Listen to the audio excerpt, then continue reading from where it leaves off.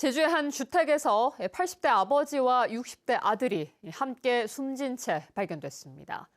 경찰은 아버지를 간병해온 아들이 아버지를 살해하고 스스로 목숨을 끊은 것으로 보고 있습니다. 이따금 기자가 보도합니다. 구급차 한 대가 주택가 골목에 들어옵니다. 뒤이어 경찰차가 도착하고 경찰관이 황급히 주택 쪽으로 걸어갑니다. 80대와 60대 부자가 집에서 숨진 채 발견된 건 어제 오후 3시 20분쯤. 숨진 부자는 이 주택에 함께 살았는데 아들이 아버지를 오랫동안 간병해온 것으로 확인됐습니다. 아들은 10년 넘게 지병이 있던 어머니와 치매를 앓던 아버지를 모셨는데 올해 초 어머니를 여의고 자신도 건강이 좋지 않았던 것으로 알려졌습니다. 주민들은 최근 들어 아들이 부쩍 살이 빠지고 힘들어했다고 말합니다. 가공 가족이 아프다 보니까 모든 게 좀 힘들었던 것 같아요. 경제적이나 이런 부분들이 좀 힘들어서 이런 좀 잘못된 또 선택을 하지 않았나? 경찰은 아들이 아버지를 살해하고 스스로 목숨을 끊은 것으로 추정하고 있습니다. 집을 찾은 다른 가족이 숨져 있는 것으로 보고 신고했는데 현장에서는 아들이 쓴 유서도 발견됐습니다. 경찰은 부검을 진행하는 한편 주변 CCTV 등을 토대로 정확한 사고 경위를 조사하고 있습니다. MBC 뉴스 이따금입니다. 제주 제2공항 환경영향평가협의회가 동식물과 조류 등 환경조사 범위를 확대하기로 결정했습니다. 하지만 주민 수용성 문제를 놓고는 전체 합의를 이끌어내지 못한 채 끝나 찬반 갈등의 불씨는 여전히 남게 됐습니다. 홍수현 기자입니다. 찬반 주민대표 2명과 전문가 등 10명이 참석해 현장 확인으로 시작한 제주 제2공항 환경영향평가협의회. 6개 분야 21개 항목에 대해 4시간에 걸친 논의 끝에 동식물과 해양, 대기질 등 환경영향평가의 조사 범위를 확대하기로 결정했습니다. 300m인 동식물 조사 범위를 2km로 확대하고 조류 위치 추적 장치도 다양화해 50대 미만에서 50대 이상으로 늘리기로 했습니다. 해양 생태계 조사 지점은 3곳에서 6곳으로 확대하고 대기질 조사 범위도 2km 이상 확대를 검토하기로 했습니다. 다만 마지막 주민 수용성 분야에서는 합의를 이루지 못했습니다. 반대측 위원이 주민 갈등 조정 협의회에 공론화를 위한 절차를 진행하자고 제안했지만 받아들여지지 않은 채 끝난 겁니다.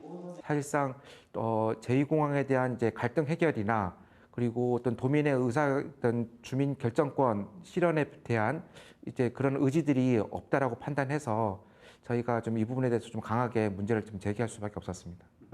이에 대해 제2공항 반대단체는 갈등 해결에 대한 의지 없이 강행하는 환경영향평가를 받아들일 수 없으며 앞으로 절차를 거부하겠다고 밝혔습니다.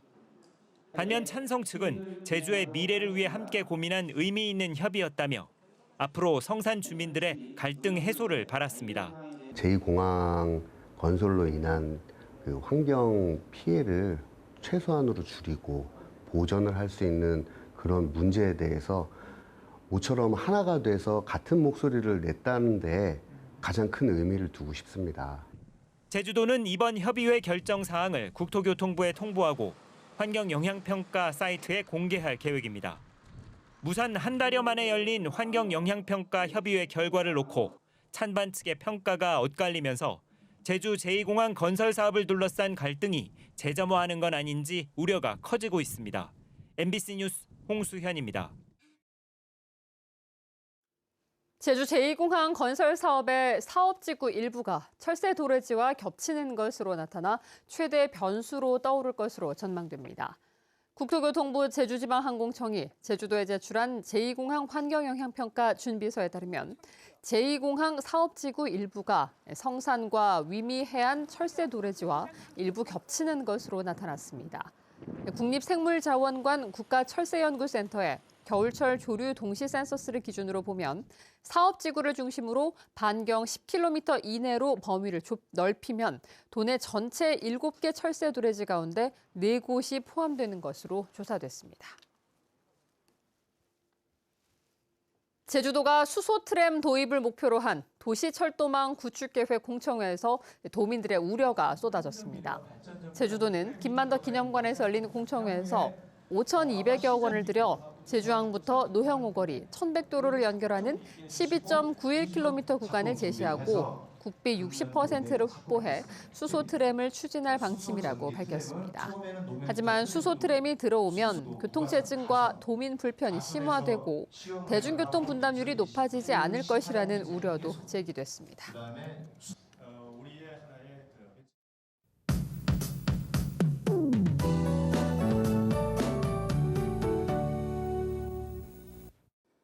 오늘 종일 흐린 날이 이어졌고요. 곳곳에 짙은 안개도 끼면서 시야 확보에 어려웠습니다. 계속해서 산간 지역을 중심으로 가시거리는 500m 미만으로 짧아지는 곳이 있겠는데요. 교통안전에 각별히 유의하시기 바랍니다. 주말까지 비는 약한 수준으로 내리거나 소강 상태를 보이는 곳이 많겠는데요. 다만 강풍특보가 발효되면서 바람은 점차 강해지겠습니다. 내일까지 순간풍속 초속 25m 이상의 강풍이 예상되니까요. 시설물 관리에 각별히 유의해 주셔야겠습니다. 내일도 흐리고 습한 날씨가 이어지겠는데요. 제주 전역에서는 빗방울도 떨어지겠습니다. 도로가 미끄러운 곳이 있어서 안전사고에 유의해 주시기 바랍니다. 지역별 자세한 기온 살펴보겠습니다. 내일 아침 최저 기온은 북부 23도 보이겠고요. 서부 21도, 남부 지역은 22도로 예상됩니다. 내일 낮 최고 기온은 북부 지역 26도, 서부 지역 23도, 남부는 25도로 예상됩니다. 바다의 물결은 최고 3m로 다소 높게 일겠는데요. 바람도 강해서 여객선 운항에 차질이 있을 수 있겠습니다.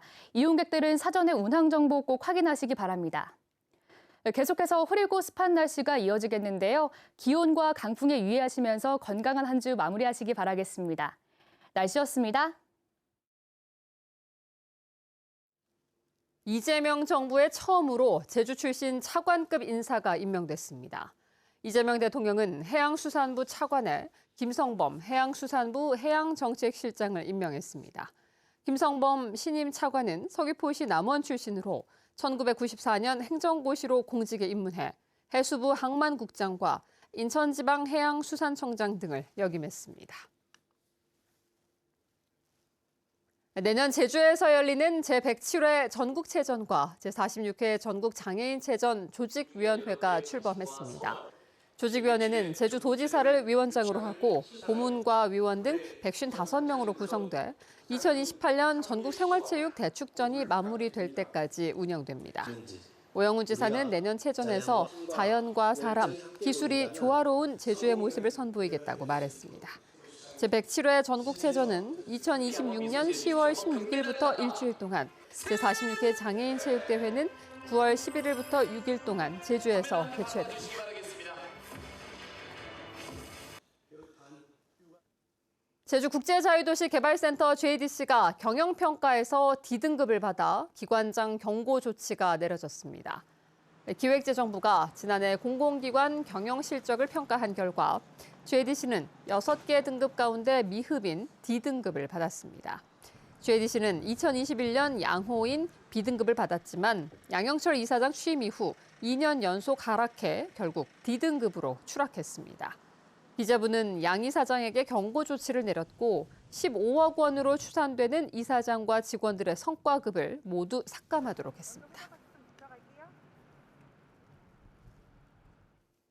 공무원과 교직원을 사칭하는 사기 시도가 잇따라 발생했습니다. 제주도는 제주도청 공무원을 사칭한 사람이 중고물품업체에서 물건을 사겠다며 실제 공무원 이름과 부서 전화번호가 적힌 허위 공문서를 보냈다며 수사를 의뢰하겠다고 밝혔습니다.